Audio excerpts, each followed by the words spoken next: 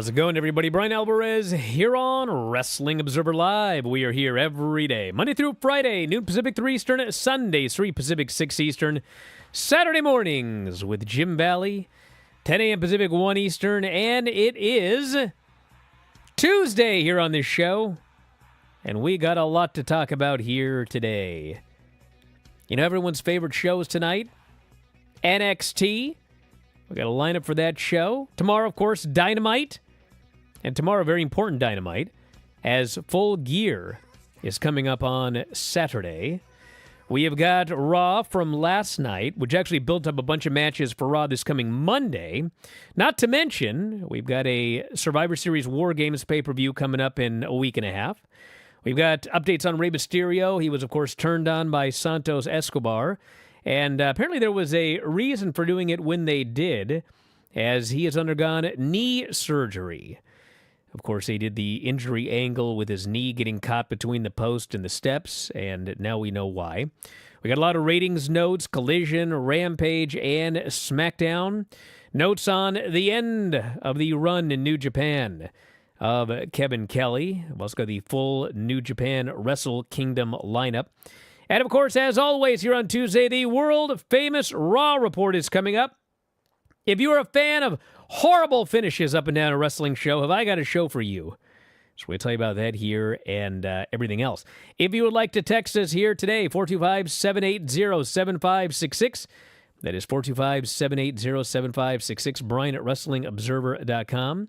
I am on Threads. Not really, but I'm there. Instagram and Cameo. F4W Online. I know you're all looking for a cameo, right?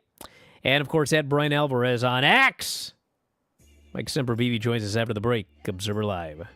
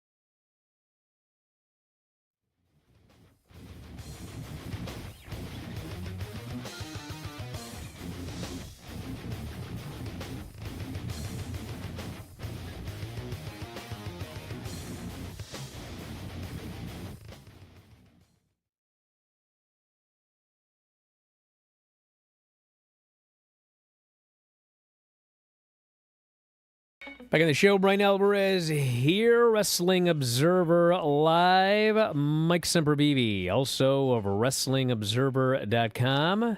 And I'm much more illuminated. Hey, look at you. You're a little washed out. Oh, yeah, no, gotta mess with this thing. It just showed up about 10 minutes before the show started. It's much better. Does it have that diffuser thing on it? Or is it just a blinding light right in your face? Well, it's got a couple of different settings on it. I don't have the remote with me right here, right now, but figured this was the one we'll go with for now. Yeah, if you turn it down a little bit, it'll be better. Here, you go ahead. Or maybe it'll be worse. You know what I'm saying? All right, we got a lot to get into here today. Very quickly, NXT is tonight. We've got Chase U versus Tony D and Stax for the NXT Tag Team titles. We have Roxanne Perez versus Lash Legend in an Iron Survivor Challenge qualifier. Going to find out how good that old Roxanne Perez is tonight, her and Lash Legend. We got Trick Williams and Joe Coffey, Iron Survivor Challenge qualifier. We have the Brawling Brutes versus Out the Mud, Bronco Neiman, Lucian Price. And we have Supernova Sessions with Alpha Academy. Last week, the NXT show, which advertised like nothing from the main roster. I think all they advertised was that Alpha Academy was going to be in Tozawa's corner. I think that show did like a .26, and Dynamite did a .27. So NXT is very much on the rise, and we'll see how the show does tonight. This is not like a stellar lineup or anything like that, but we do have a tag team title match, so we're going to see how the show does tonight. That looks a little better, Mike. This feels, though, like I'm in a cafeteria or something like this. Well, is this better? See if next break, see if it's got a warm setting. Warm? Because right now you look like you're, the lighting's good, but it looks like you're in Antarctica. It looks very cold. No. You know what I'm saying? We'll figure it out. Go ahead. Here, let me... Perhaps the viewers can help you with your settings here on your hot box. Well, we'll try here. We've also got War Games coming up on about a week from now. We've got Seth Rollins, Cody Rhodes, Jey Uso, and Sami Zayn versus Finn Balor, Damian Priest, Dominic Mysterio, and JD McDonough. We got Becky Lynch versus Xia Li. We've got Nia Jax versus Raquel. And Shinsuke... Actually, I'm sorry, this is I screwed everything up. Mike's distracted me here. There we go. Huh? No. Oh, God. Of course we're doing this live. I think that's going to be the best right there. Yeah, I think that's better. All right. Yeah, let's try that. Let me start over again. This is for next Monday's Raw, okay? Seth Rollins, Cody Rhodes, Jey Uso, and Sami Zayn versus Finn Balor, Damian Priest, Dominic Mysterio, and JD McDonough. That is a War Games advantage match. It is an 8-man tag. The winning team gets the advantage in War Games. We have Becky Lynch versus Xia Li, Nia Jax versus Raquel, and Shinsuke Nakamura versus Chad Gable. Now, on the Observer Radio show last night, we were talking about the main event of Raw last night and how everybody from the Judgment Day was banned from ringside, but Drew McIntyre's not in Judgment Day. So he showed up at ringside and he cost the babyfaces the match. And then he retreated up the ramp where he ran into Rhea Ripley, who shook his hand. So this War Games match, which we thought was going to be 4-on-4, according to Dave last night on Observer Radio, it is going to be a 5-on-5 match. And the fifth man on the heel team will be Drew McIntyre. And according to Dave, the fifth man on the babyface team is going to be the returning Randy Orton. Hey. So if you look at what they're doing next Monday, it seems quite obvious what is going to happen, which is that the heels win with help from Drew McIntyre, and they beat down the babyfaces afterwards.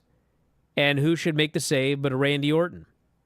So this accomplishes many things. You have the heels with the man advantage at War Games, which always makes for a better match psychologically. And you can hold off Randy Orton for the last guy to enter War Games for the big pop there at the end. It's first match back. You didn't have to do something too nutty. Keep him out till the very end. And that solves a lot of problems there.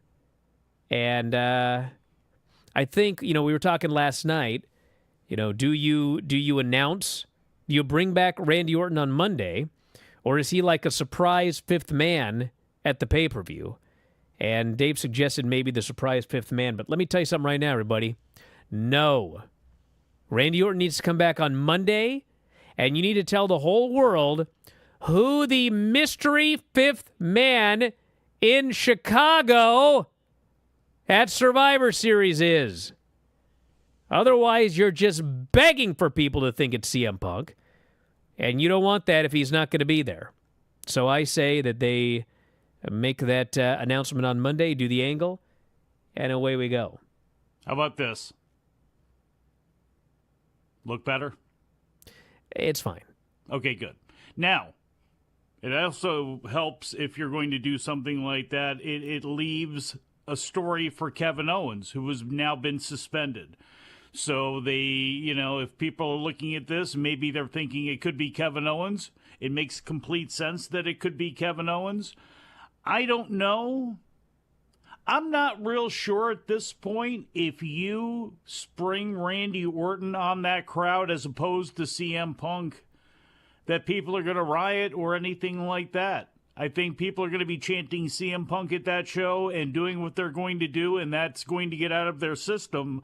But if at the end the show ends with Randy Orton standing there with those other guys, or whoever, maybe it's just him who ends up standing on his own against the rest of the Judgment Day, and he's the last one standing, I don't think anybody's going to riot or turn over tables or anything like that. You know what I mean? I don't know if that's a concern with the WWE crowd at this point.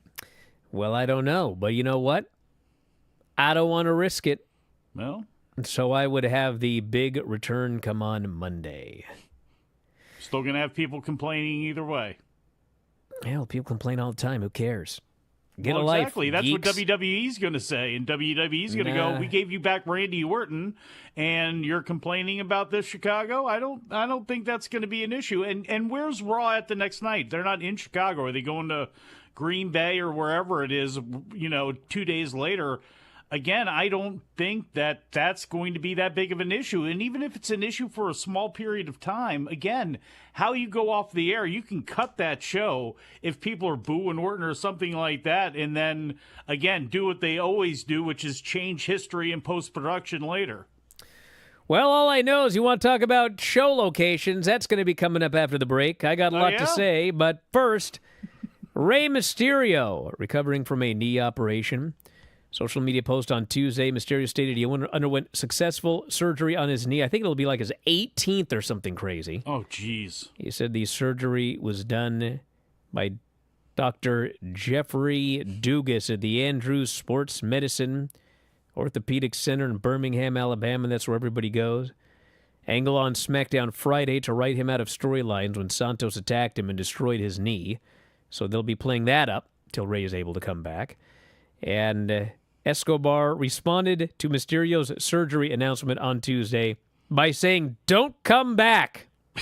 So, well, he's a heel. What a not nice person to say. Actually, you know what? There's a lot of people that may say don't come back, including, orthopedic surgeons. He has had so many surgeries, and I just watched a skit with Keiji Muto in Japan trying to walk like a short distance, and it was incredibly painful. So Rey Mysterio, again, an incredible career, but my God, the punishment and the weight he carries around on those knees. We'll be back in a moment. I got something to talk about here, which I cannot figure out for the life of me. And then we'll talk about all the rest of the news, the Raw Report, and more. Back in a moment, Observer Live.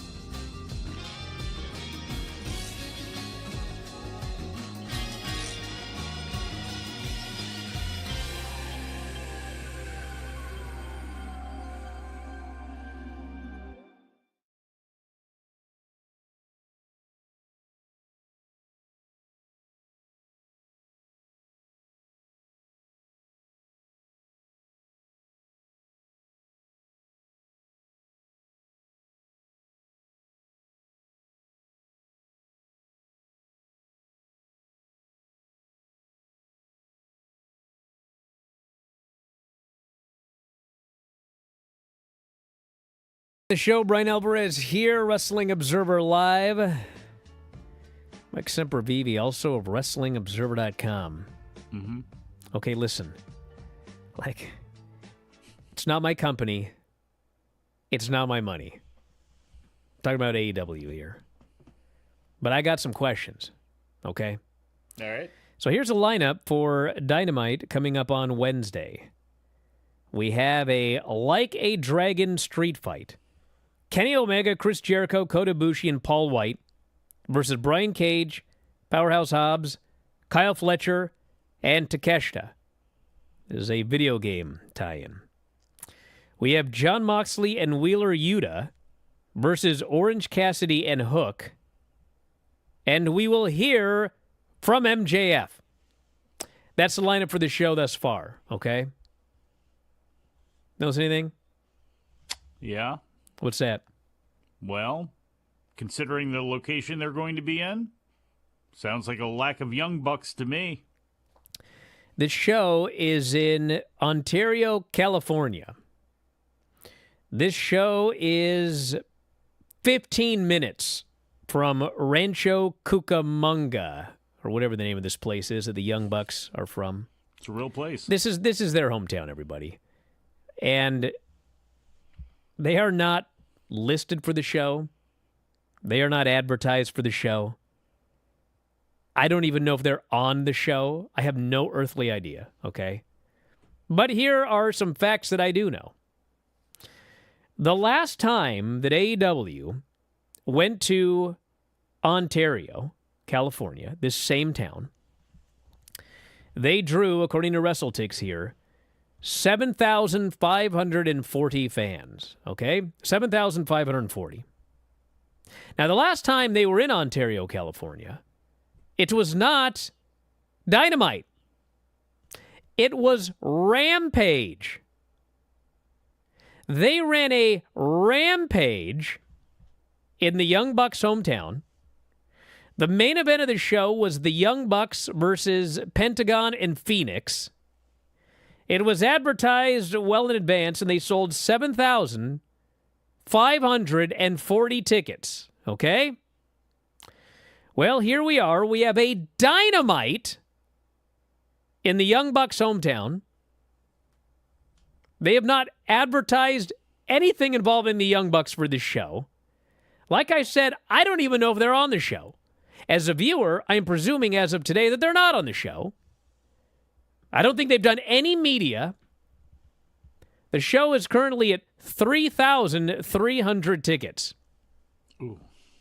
3,300 tickets.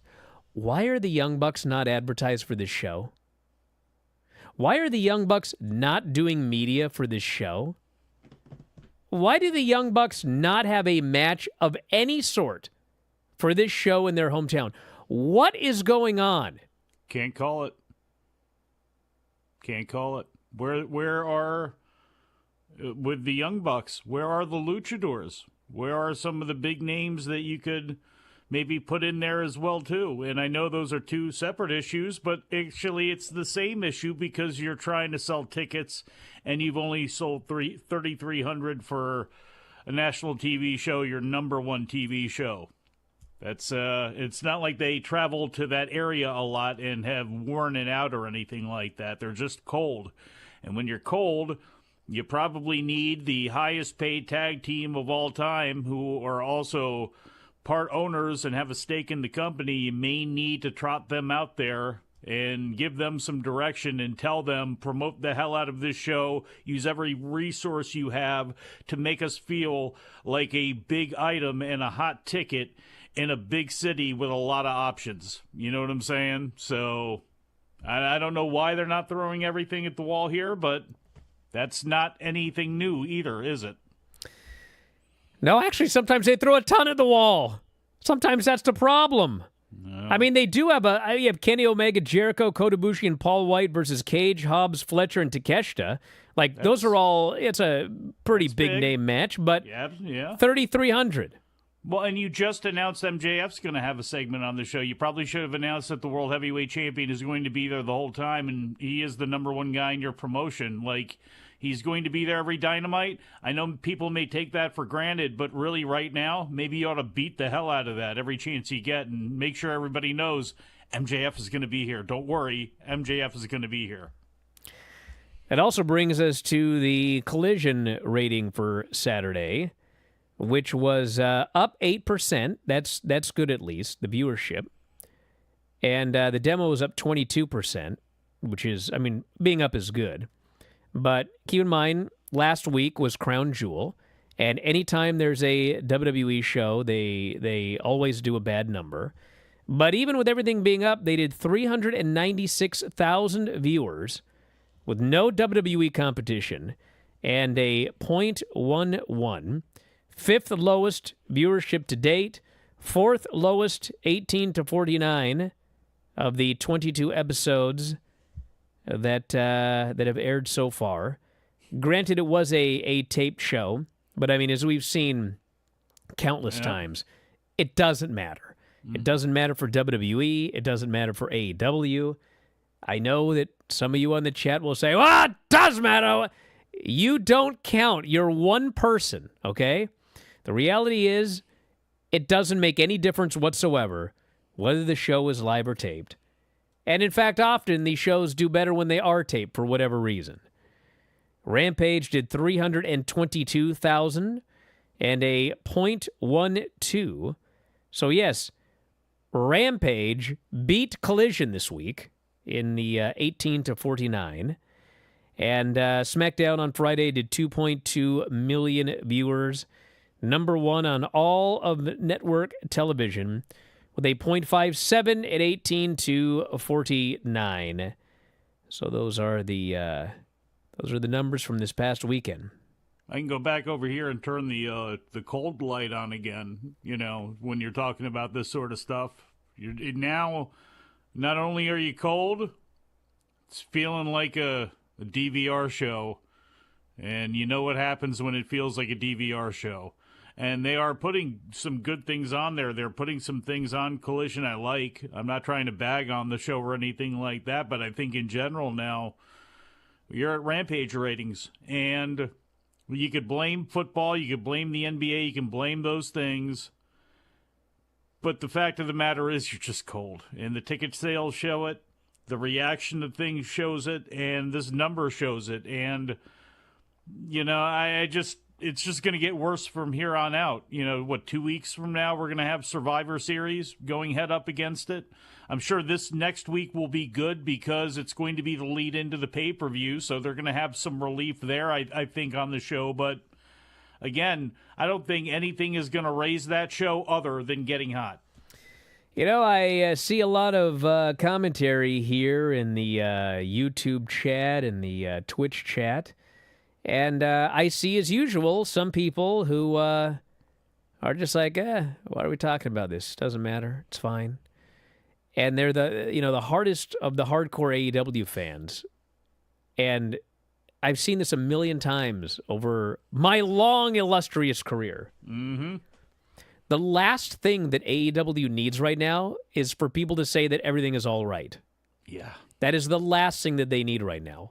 The last thing they need is for people to say that the Collision ratings are fine. The last thing they need right now is for people to say it doesn't matter if the Young Bucks are on the show in their hometown and it's doing 3,300 as compared to 7,800 last time.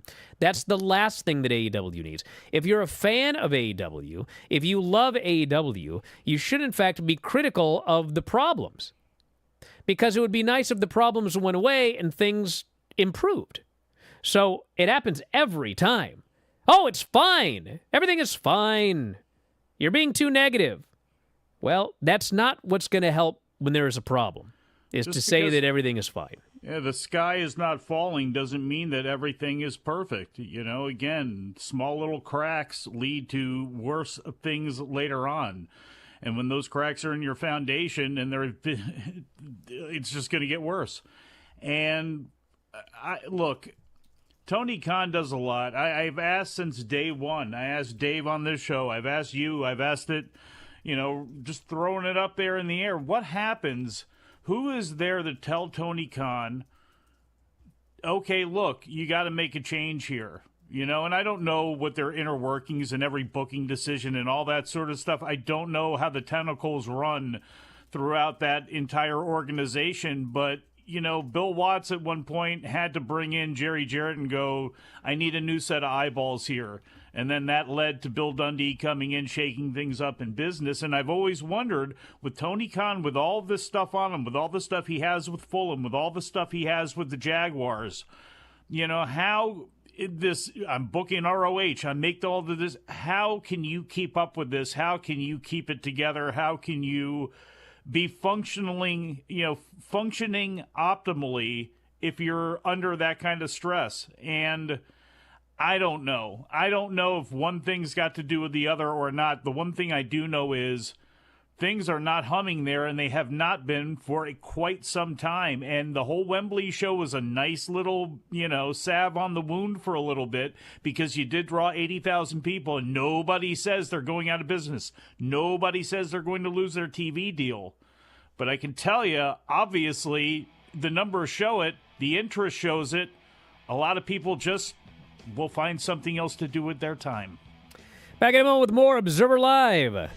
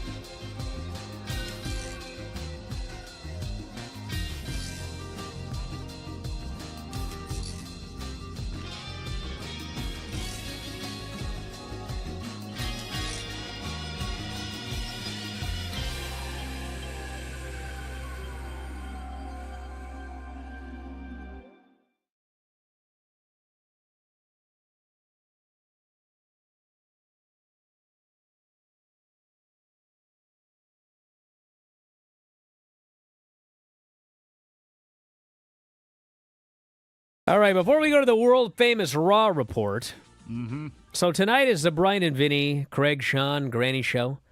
And last week I hit the wall. Couldn't take it anymore. Hate NWA TNA. It's the worst show there's ever been. Ever. It's the worst wrestling show ever. It's worse than WCW. At the end, it's just the dirt worst. I quit. So we spent a week figuring out what to do. And we all kind of agreed, largely, that we're going to start going to theme months. So for those of you sad that we quit NWA TNA, well, maybe this spring we'll do another month of NWA TNA, picking up where we left off.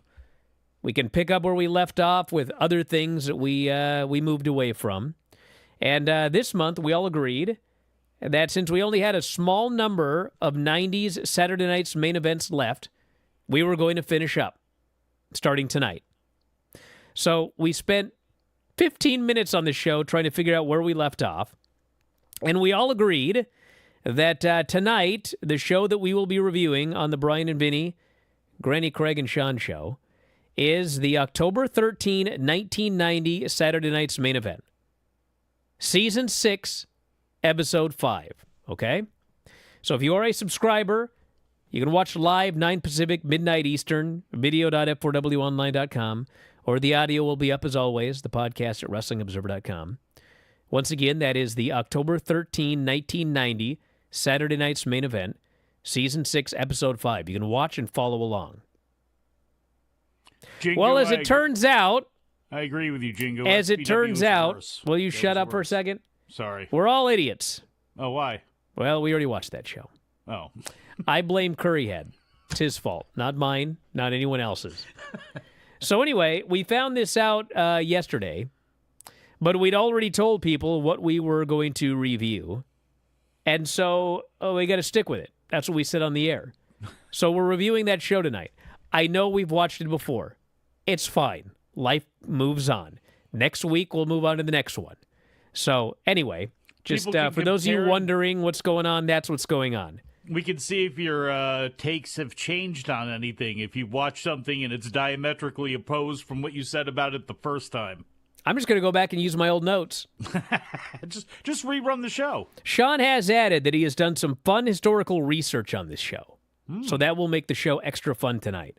Bryan and Vinny Show, 9 Pacific, midnight Eastern, video.f4wonline.com, live for subscribers, or the podcast at WrestlingObserver.com. You can follow along with everything if you're a podcast subscriber, because we got a lot up there. All right, the world-famous Raw report. What happened on the show?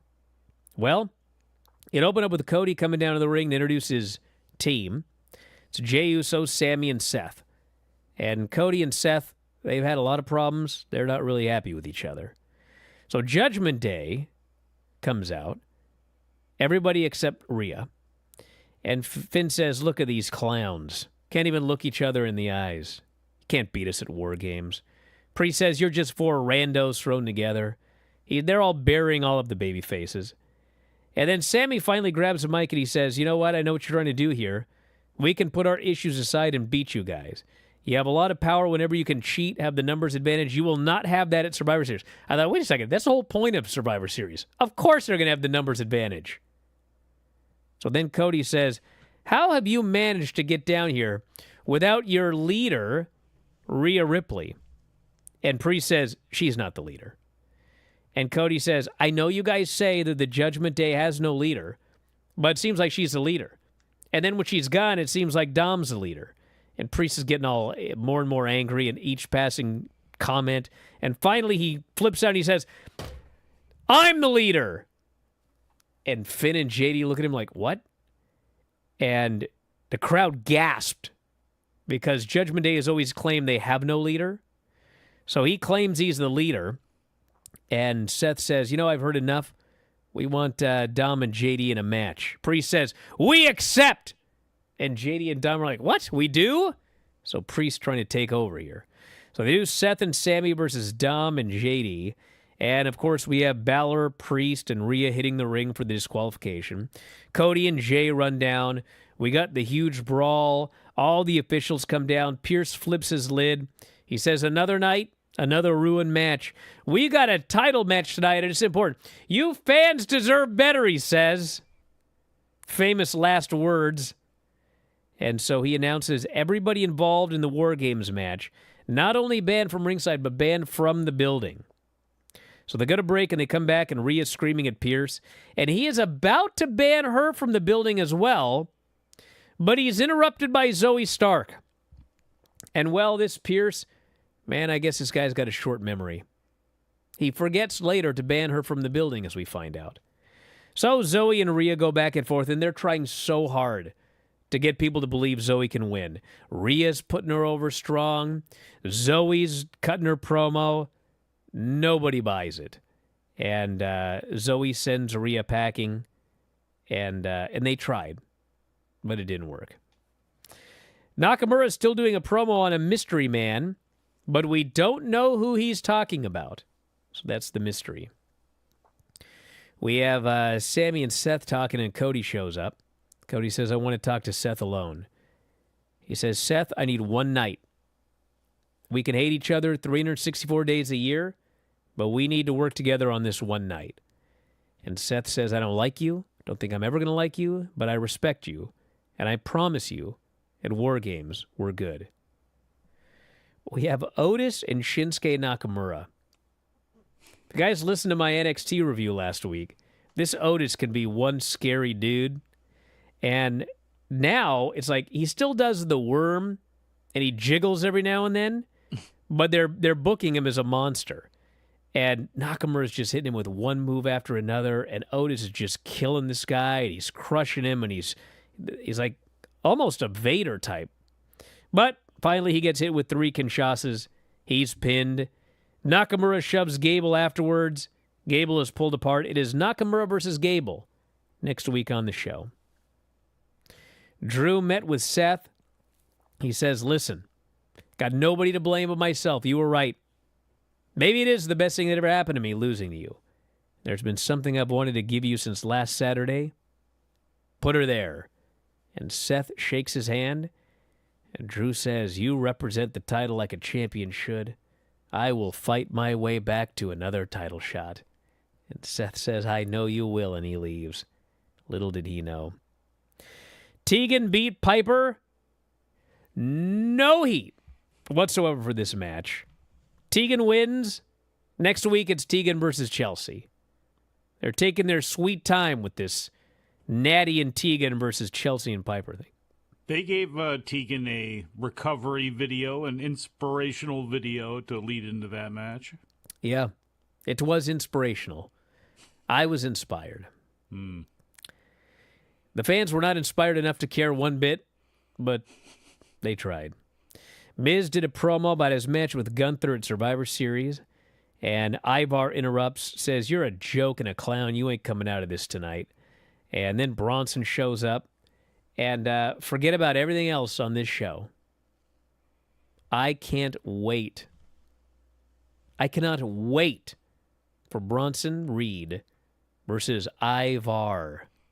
That match is going to be awesome. You're the kind of guy that goes to a show and chants meat. Yeah, meat forever. Tommaso Ciampa and Ludwig Kaiser. Good match. Impossibly stupid finish. Yeah, well. This Vinci tries to interfere. The ref ejects him. You must leave ringside.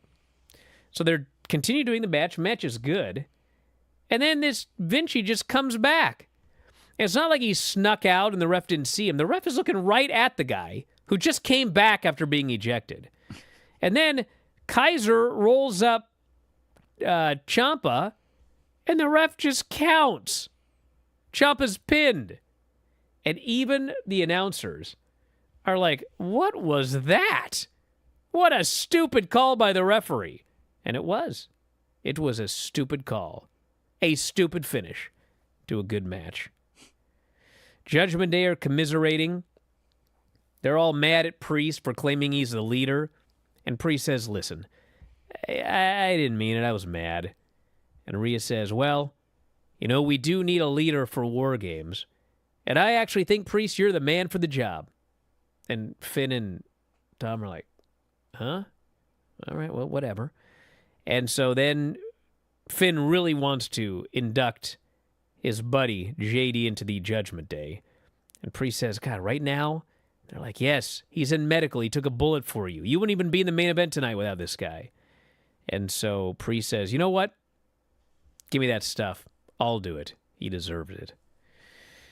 Xia Li beat Indy Hartwell. They're trying to get this knockout finish over. These fans are not buying it, and it looked terrible. Becky came down to bring some life to this. Her and Xia wrestle next week on Raw. Gunther shows up and promises that Miz will get the beating of a lifetime at Survivor Series. Sold my ticket right there. Shayna met with Zoe, and Raquel stepped up and challenged Nia for next week. Miz and Ivar. So the story here is they're trying to get Miz to, be taken seriously.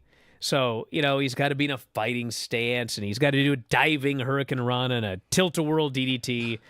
Ivar's just carrying this match. He's doing the work of 10 men. And finally, out comes Bronson. He distracts Ivar. Miz goes underneath, powerbombs Ivar, pins him with his feet on the ropes.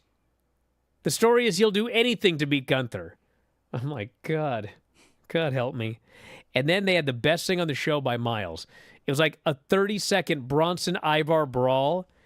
Bronson runs this dude over, and he goes up top and crushes this guy with the tsunami. It was awesome. I'm a sucker. A sucker!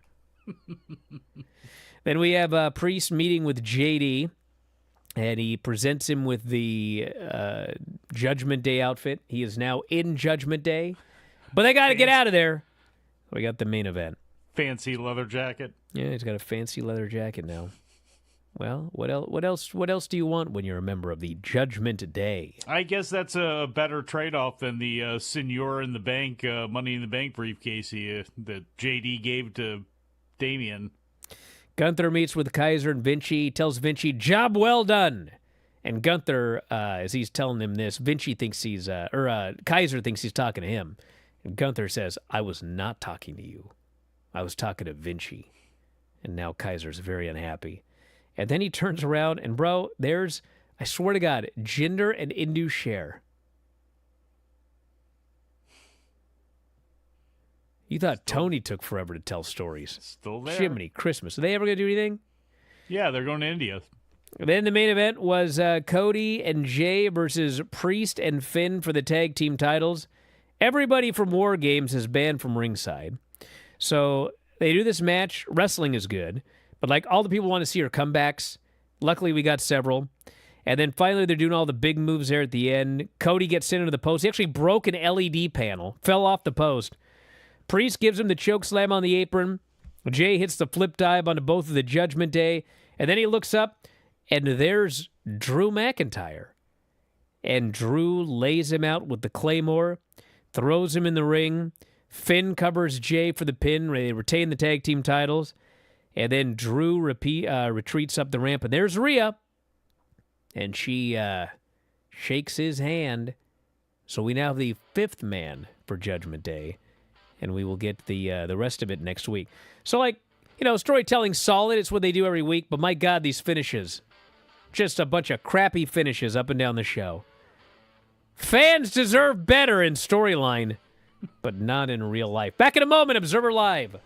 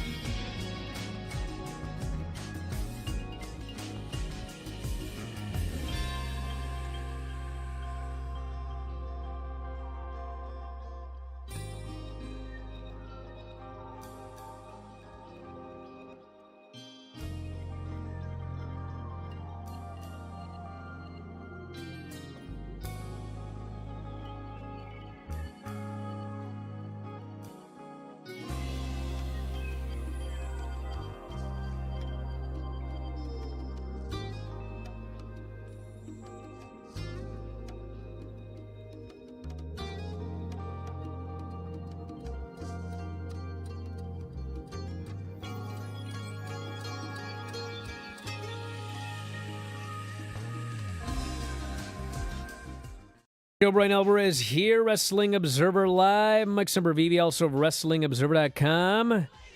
Don't forget the Bryan and Vinny Show tonight, 9 Pacific, midnight Eastern. We'll be live for subscribers at video.f4wonline.com. A whole month of Saturday night's main event. And then December, we'll pick whatever's next. Got a lot of people making a lot of suggestions. And I'm open to a lot of different things. But you know what it will not be? NWA TNA. There were worse things than NWA TNA. I know. Think about that. Yeah. I could take no more before we got to Vince Russo and his Sports Entertainment Extreme. I know. The crazy part is it still exists. They're going back to No, NWA TNA does not exist. Yes, it does. It does not.